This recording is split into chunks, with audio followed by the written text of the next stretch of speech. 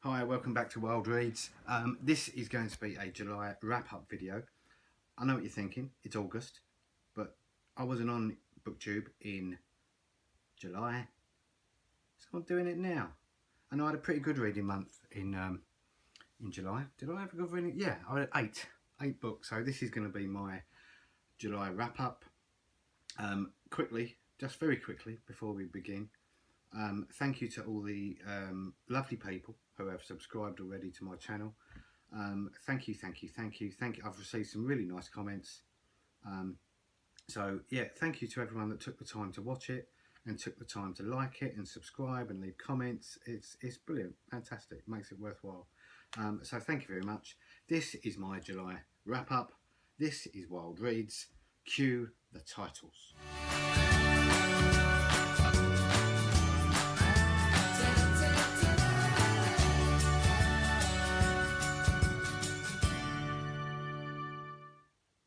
Hi everyone, welcome back. So July wrap up. How many books did I read in July? 8. I read 8 books in July, which is pretty good. You know, it's yeah, 8's pretty good. I'm happy. I'm happy with 8. So let's crack on with the books. So the first one I read in the month of July was Susan Hill, A Kind Man. Now this is I haven't read an awful lot of Susan Hill's fiction, but I've seen her crop up on blog after blog after blog, and I've read one of her non-fiction books, which was Howard's End is on the Landing, about her life and the authors that she's met, and you know, Susan Hill is a literary heavyweight. So I saw this in a charity shop and I thought I'd buy it. It's very small, it's tiny. It's a tiny book, but it's really good. And Susan Hill specialises in these sort of really short novellas, and it's really good. Yeah, it's a really good book. So I'll read you the blurb. Tommy Carr was a kind man. Eve had been able to tell that after half an hour of knowing him. There had never been a day when he had not shown her some small kindness. The birth of daughter Jeannie Elizabeth crowns the young couple's happiness, just as a shockingly early death casts them low. But they do not talk about Janine because she remains with them and their love does not change. It's a really good book. It's what I call a cosy read. It is a cosy read, but I smashed that in a day, as you would expect, because it is a tiny book. What did I read next? I read The Wonder by Emma Donoghue. First book by Emma Donoghue. I know she's really famous for writing Room, but this has got quite a nice, you see there? Quite nice cover. She's really famous for writing Room, which I haven't read. That's again, it's on the TBR. And she's written The Scarlet Letter, I believe, which I've also got a copy of downstairs on the TBR pile, which is growing by the day. So yeah, this is this was okay. This was okay. It's about a girl. It's about an English nurse called Lib Wright, and she gets seconded, and it doesn't actually tell you what. I think it's set about 150 years ago, but it doesn't actually set a date for when it's set. So, but you soon begin to realise that it's probably early Victorian. So it's set in early Victorian times. Lib Wright is an English nurse who gets seconded to a family in Ireland because there's a girl there that hasn't eaten for months. Hasn't eaten for about 4 months, and the local villages are proclaiming her as a saint because she hasn't eaten. So Lib Wright is she doesn't believe this girl is not eating. She thinks that people are feeding her, you know, after the lights go out. Yeah, it's so. What did I think of The Wonder? It's okay. It's yeah. It was alright. It was a pretty good read. So I'm going to whiz through these. You can tell this is the first wrap up. I've just got to adjust this monitor. Now, I'm going to apologise in advance if this book, if I don't glow about it the way others have glown about it, because this book I really, really wanted to love, and this is Sebastian Barry, Days Without End. Now, before you all shut your laptops and throw your phones out the window, I'm not about to slag this off. Right? It's a well-written book, and I liked it. And again, I haven't read Sebastian Barry before. I've got about 3 or 4 downstairs, and I haven't read Sebastian Barry before, but I wanted to read this because I saw it. It was on a deal in one of those, buy one get one free deals in Waterstones, and I really wanted to buy it because obviously this won the Costa 2016 overall Costa winner, and it's good. I like it. I did struggle initially with, because it's written in a Southern American dialect, and I just couldn't. I was alright with it in the end, but I just couldn't get my head around it immediately. But I'm probably being a little bit unfair on the book actually. But I'm not going to go through the blurb because there can't be many people out there that haven't read this. But yeah. So what I will say about it is quite graphic. It's quite graphic in the war scenes. It takes place. First of all, it takes place with the indigenous American wars, and then it moves on to the American Civil War. And there are quite a lot of war scenes, and there's quite a lot of fighting in this book, and the war scenes are quite graphic. They are quite graphic, but yeah, look, it's okay. I'm not saying it's a bad book because it's certainly not. I just didn't. I was expecting to like it, and I wanted to like it, and I did like it. I just didn't love it the way other people have. So yeah, Sebastian Barry, Days Without End. But the next book I did love. This was the other book that I bought on the buy one get one half price, and this is the Gustav Sonata by Rose Tremain. Now Rose Tremain, I've read quite a lot of this year. I read The Road Home and I've read Trespass, which I absolutely loved. And this book was probably the best of all 3 that I've read this year of Rose Tremain. This is a fantastic book. I really, really love this book. It's a really good story. So Gustav grows up in a small town in Switzerland where the horrors of the Second World War seem a distant echo. But Gustav's father has mysteriously died, and his adored mother Emile is strangely cold and indifferent to him. Gustav's life is a lonely one until he meets Anton. An intense lifelong friendship develops, but Anton fails to understand how deeply and irrecoverably his life and Gustav's are entwined until it is almost too late. This is a really, really good book. I really enjoyed this.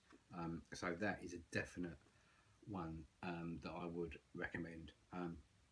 And I'm beginning to sense that Rose Tremain is going to be one of my best, or one of my favourite authors, because she's really good. I really like her. I like the way she does relationships. I like the way she writes. The characters are really good. Yeah. And this was shortlisted for the 2016 Costa Novel Award also. So that is a definite yes. Go and buy it. Go and read it. Borrow it.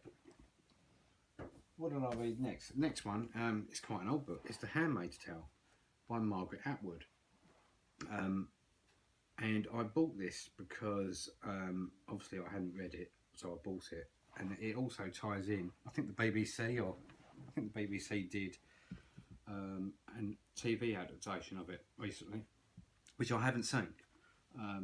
But I think I might go and watch it now because I quite enjoyed this. This was, yeah, I did enjoy it. I did enjoy it.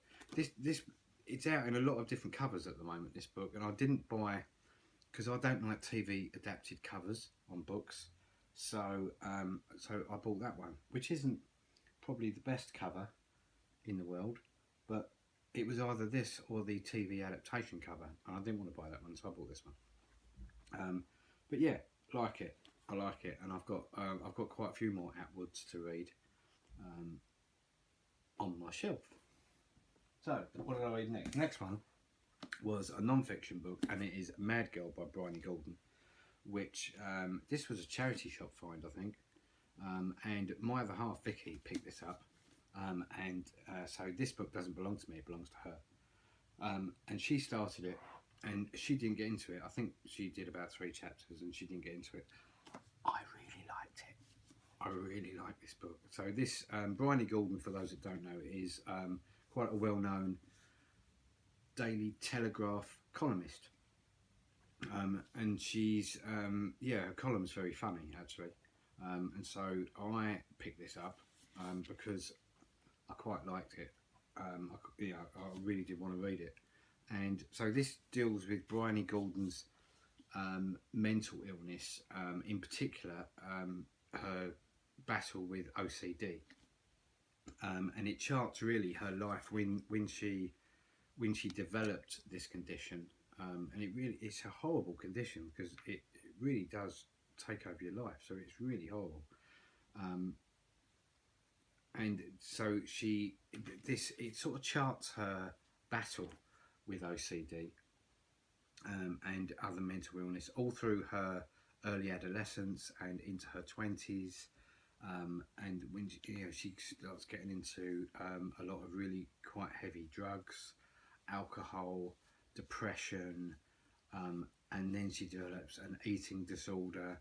This girl's really been through the ringer, and it's a very honest book. It's a very, it's a no hold bars book, but it is extremely funny in places as well.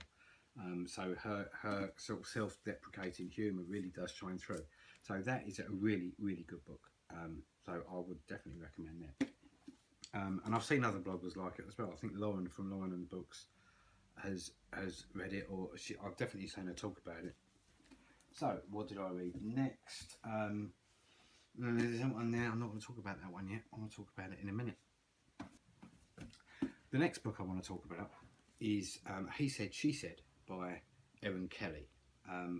Now I think I've read all of Erin Kelly's books, and this one is really, really good. Really like this one. She's always got a massive twist in her books, and I can never see the twist coming.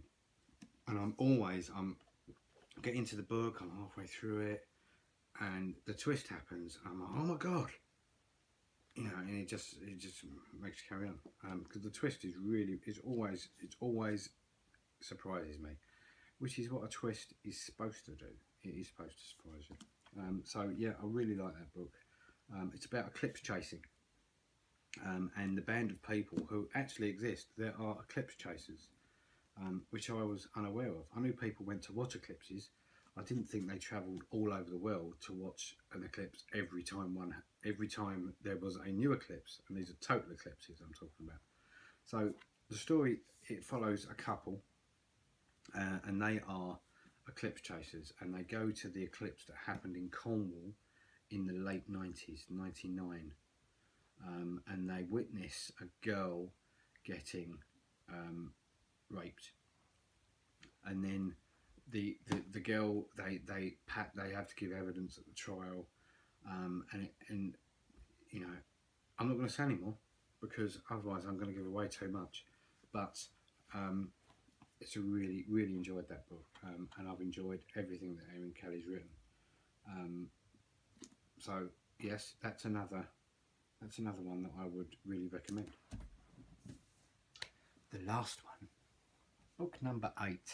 I know I've zipped through these. I know I've zipped through them, but I'll get better at this. Come on, BookTube, I'll get better at this.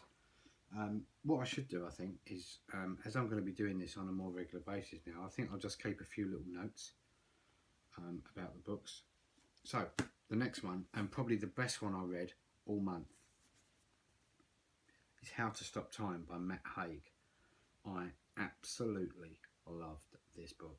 This book is, look at that cover. Is that just, look at the spine. Is that just superb cover design? Now, I'm not going to talk about this that much, like I've talked about the others too much. I've just whizzed through them. I read this one and this one and this one. It'll get better. So because I want to do a proper video on this book, and a proper review of it, because it deserves one, and I hope to do it justice, because this is a really good book.